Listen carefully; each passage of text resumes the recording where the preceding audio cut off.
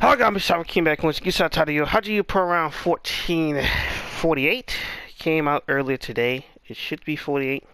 Let me double check. Correct.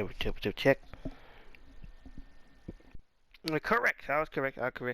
And this video is going to be late because I had to transfer some background gameplay file from Cyberpunk 2077, and then I took a nap. And it's approximately around 9 o'clock. Well, 3 minutes to 10. So gonna be a midnight upload, early morning upload. So the early bird catches the video first. But besides from everything being well, there was no chapter that last week. I was checking back and forth with Red, just no chapter. Just I don't recall it saying there's a break last week, but okay. The last we left off on, Rosario needs to lose over a pound and a half before they could fight. Mashiba is not concerned, and Rosario could technically, if you don't make it, still fight Mashiba, but he just won't have the belt. We'll be able to win the belt back. So last time, Fuji and wow, I forgot his name. Damn, I forgot his name, but it got like Mr. Ben. Bingo, there it is. Mr. Ben pretty much mentioned that he could be affiliated with somebody, and Fuji brought it up. We're trying to see what he was referring to. Getting right into this. So you see outside the Royal Hotel. I believe it's Mr. Ben saying he's not a part of that group, part of the group anymore. He was a candidate for the top ranks early on, but but that might have been a bad idea. The champion Rosario felt in control whether what time the match happened or not. And Fuji says to himself, a group that had this wild child in it, sound like a bunch of good for nothings. Mr. Ben says it's a good for nothing story. And Fuji said like it sure sounds like it. Well, he says to himself, it sure sounds like it. Okay. Round 1448, the encouragement of Eve. No, the encouragement on the eve of. And really, just Mr. Ben still said he was fiercely loyal ranker, but he wasn't. But he was white for betrayal. Someone tipped off the police. Rosario was a suspected to be a rat, and he hit a lot. See the line. It wasn't me. And we see these two goon looking in the video saying, "Yeah, it was." Rosario says, "It wasn't me." And the guy's like, you're young and hungry. If you see the 1911 A1 45, and we see one of the gangsters says, I bet you bit off more you can chew. If you see a young Rosario looking different these days, saying what? And you see, like, I don't know if it looks like he could have been shot or stabbed, or like something happened. You see a car and he falls out of it. You see birds chirping. And then Rosario is saying to himself, in the current day, it's not my fault. Why? Why I'm the only unhappy? Why I'm only dumb? Why I am the only unhappy one? The world is so unfair. Continue to see the birds chirping. Rosario becomes upon one of the Japan staples, a vending machine. And Rosario says to himself, Japan is such a convenient country. There are vending machines all over the place. And he's like, wait, I don't have any coins, do I? And he beats on the machine. He's like, shit, I'm so thirsty, I can't stand it. Why am I even in this shitty country? It's that guy. He's Mashiba, right? He passed weight so easily, and yet I'm suffering like this. Isn't that unfair? I have to make it even. I'll make everyone even. So Fuji said to himself, that's why Rosario is so twisted, but still it's not exactly making him sympathetic. Mr. Ben's like, oh, you're back. And we see Rosario barely looking like a corpse. And he says to himself, make it even. So they're just as unhappy. 135 pounds. Marco Rosario makes weight. And he's rehydrated at the press conference. He's getting juiced up. He's drinking everything he can. But sadly, there's no Mashiba. Where's the #1 contender? And the crowd says, we're at a press conference. Where's the champion chugging water without a word? And the challenger isn't even here. There is no face-off. There won't even be photos. The match is going to happen, but what it's going to look like to the Mashiba residents. The phone rings. And Kumi's like, hello, Mashiba residents. She's like, these senior bosses on the phone. It sounds like he want to give you encouragement. And some things on the phone. And Misha was like, yeah. I guess he hung up. And Kumi was like, this time is from everybody from the company. Oh, it's that boss. I thought he was talking about the I thought he was talking about the coach. I was like, get this. Ugh. Maybe I spent too much time at the Kuokai gyms. Boss! Oh my goodness. And then the phone continues. He continues to it's a phone call, and the phone keep reading. It's like another one and another. Like who was like, "Hello," and Mitch was like, "Who the hell is it this time?" And he takes the phone. Give me a fucking break. My word telemetry tomorrow. Can he and them just take a fucking rest? If someone says it's me, it's Sendo, the Mexican killer tiger. It's him. Boys, baby. Oh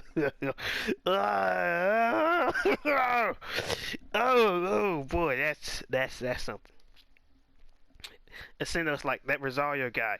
I heard he made weight, but that puts some ants in your pants. Oh, no, not to finish at first. Ant in your pants. Oh my goodness. No, in this case, it was squirrels in your pants. But oh my goodness. I guess he really wasn't at his limit since he did cut down. He didn't cut enough down from training, so he can ring out just a bit more just by running. A last ditch cut, and not enough, and not enough trading. Oof. But still, you can't underestimate him. He's trash, but he's still the world champion. Oh, that's right. But it'll be a real pain if the guy that beat if the guy that beat me got the shit not kicked out of him. So you better make sure that you take the belt. It's what the guy next to me would say. I'm like, Cinda, what are you talking about? He's just like that fight in the locker room. I don't think you said that you lost the fight. Oh my god, you talking about Ritual? Well, that Mishima Miyata. Oh, what? Gotta roll him on the bus. Wow. Mishima says nothing to this, and Cinda's like, "Can you say something now? Hey, what's up?" And Mishima's like, "Let me rest." And he says, "Please let me rest." And then Cinda's like, "Give him here tomorrow, later." And Cinda's like, Mishima, thanks for leaving me your phone. And Miyata's like, "Hey, I never said any of that." How I never said any of that. And Cinda's like, "You did on the inside." Miyata's like, "No, I didn't." Cinda's like, "Yeah, you did." He's like, "No, I didn't." Oh.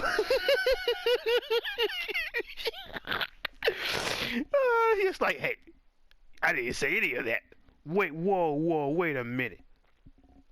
We'll come back to that. And back to the Misha incident. I believe this Kumi saying, "Still no rest." And Misha was like, "I will now." To be continued. As that looks like a cicada on the wall.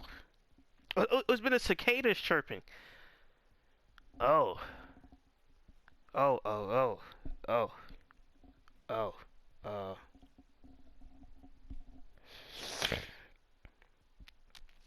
I don't know how I feel about that one.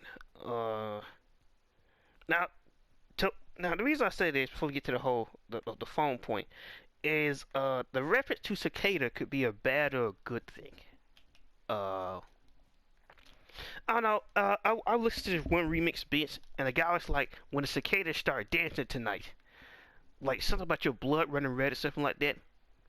And I think about it just like, what's all this? I thought it was the birds chirping, but no, it was the cicadas this whole time. So they can't be some secret symbolism with the whole cicada thing. Maybe not. But then again, this is the Death God of Tokyo. This is the Grim Reaper. We've already seen one Death God flaw with Death God Gonzalez. But hey, who knows? Who knows? This is a different type of Mashiba, a whole new animal. Bro, I say it's a solid chapter. I did like the extra backstory from Rosario, how he was stabbed in the back because somebody was ratting to the police and he got blamed for it just because. And I did get some better perspective to his mindset of if I can't be happy, then no one can. So, it's good to see his perspective. He's just like the way he's suffering, like Takamura was just like, well, I'm suffering like this. Oh, it's because of him. It's because of him. But there's only one problem, Rosario. You got like it's too bad Rosario don't know who he's talking to right now. You could argue that those two are in the same boat. Especially with the extra Mashiba backstory, you can argue really that those two are in the same boat. Aside from with Mashiba, but then again, Marcus Rosario don't have any siblings as far as you can tell. He doesn't really have anybody. Well, the Mashiba only has one, the Kumi. Uh, I can't say it's the successor, but it's a Tokyo demon in her own right. But oh, the thing I'm about to say with the whole wait a minute, right? Did you see what Miyata's phone looked like? Did you guys notice that? I'm going to make sure to put it in the so y'all can see it. Did you guys see what Miyata's phone looked like? It was a smartphone, not again. Oh my! I thought it went back to normal. It was another smartphone. So I guess Miyata's hip with the cool kids. I guess he got all the update technology, like Itagaki, Yoki Himura, and the Teian Katara. I guess he's helping update it. My goodness, I don't know when this happened, but yeah. Then again, he did used to work at a convenience store, and depending on what type of convenience store it is, you can get a lot of things over there. So it all depends. All depends. But I think it's a solid chapter. I think it's pretty good. Way better than the last one. But to see that desperation, the slobber in this man's eyes, and then they're like, I don't know. Look, the whole Joe comparison is by coincidence. Like he's out there but alone, starving, questioning why he's doing this. Instead of eating some imaginary oranges, he tried to go to the vending machine and realize, damn it, I don't got no damn money. While I'm doing this, I'm gonna starve to death. It's because of him. That bastard. It's him. I'm gonna make sure to make it even. I'm gonna ensure he understands what it's like to live the way I do. Only one problem, Rosario. He already does. And once it does put in a better perspective of why the Marcus Rosario type of thing. Because fighting style wise, he's already fought on fighting board. He already fought somebody left handed if I don't recall. Yeah, I think it was like yeah, I think it was Juan Garcia. He was southpaw. And that the whole technically he's never fought somebody with the whole backstory similar to his. No. Not at all. Ironically, he fought the opposite. With Miyata in the way. But it depends how you want to look at Miyata. Not like Miyata's some type of rich kid. But he still does have a parent. Boxing was a choice to him. Only difference is that Mashiba's a mad wizard, Miyata's not. Well, you can't remember algebra? It's just like that algebra scene was pretty funny. I gotta admit that. Everybody trying to figure out math. And he's just like, well, you don't remember this stuff? It's just you would expect with somebody with such high boxing IQ that it wouldn't be the Mashiba knowing the math. But he is the math man. He is the math man, indeed. Indeed. So, good to see to get catch up with Sendo. That's quite the phone call there, Sendo man. Well, after that, now I think about it, I would have thought the fights would have took place close to each other, but apparently not. So I don't know how much time towards the Ricardo fight there is still left. But the Mashiba versus Rosario is not nowhere close. Or not even the same month as Ricardo. Who would have known? Who would have saw that coming? Huh. I would have figured they would have put the whole Vork or Steno type thing was, or Mashiba was just back to back, but I guess not. It just says to be continued, so hopefully there's no break next week. Remember, I saw that chapter. Get that extra information for Rosario. It wasn't me, man. Hey, look, I understand you're young. So, it's never explained if he was lit up like a Christmas tree, because there's no sound effects and he's in the car and he falls out. So I don't know if he was eating bullets or what. Then again, if that was the case, he might have to show off some magical secret missing tattoos there. Cause we haven't seen him without a shirt. No, correction, we have seen him with a shirt. Never mind. But no, we actually have had. So it says there's no secret bullet wounds like Malcolm. There's none. So I guess he healed up way better than Malcolm did. So it's more than likely we're gonna get some more tidbits about the Rosario and who he was beyond the whole getting involved with that certain organization. To the way he says is life has been unfair. It's like he went through the Keith Dragon backstory, but strip out all the last minute luck at the casino. So he lost both of his parents. No, he lost his father getting gunned down, and his mother took herself out of the equation. So then, when all was lost, what about instead of finding the casino and getting lucky, well, he had to find somewhere to put food on the table, and he chose some type of form of street fighting instead. Maybe he could have took the Jet Li route in the movie. Can't recall the movie's called Dog, but he was getting treated like a dog in the martial arts. Maybe he took that route when he's just out there street fighting, or it was a different choice. But either way, now it would be funny to see Rosario if he get his hair curled up again. That would be hilarious. That'd be pretty funny. Well, like Rosario, who's your stylist? And there was no face-off. So yeah. It could be like two dogs in the street. A face-off is not necessary. When you're approaching my territory, only one of us is walking away tonight. It's just the way it's going to have to be. Out there, beyond the midnight, in the earliest of the morning, where there's not a creep or a cracking pipe, where the latest party man is going, finally shutting their eyes. Two dogs out there in the street light, facing off, fighting for their lives or territory that they don't even own. Over scraps that don't mean nothing to them.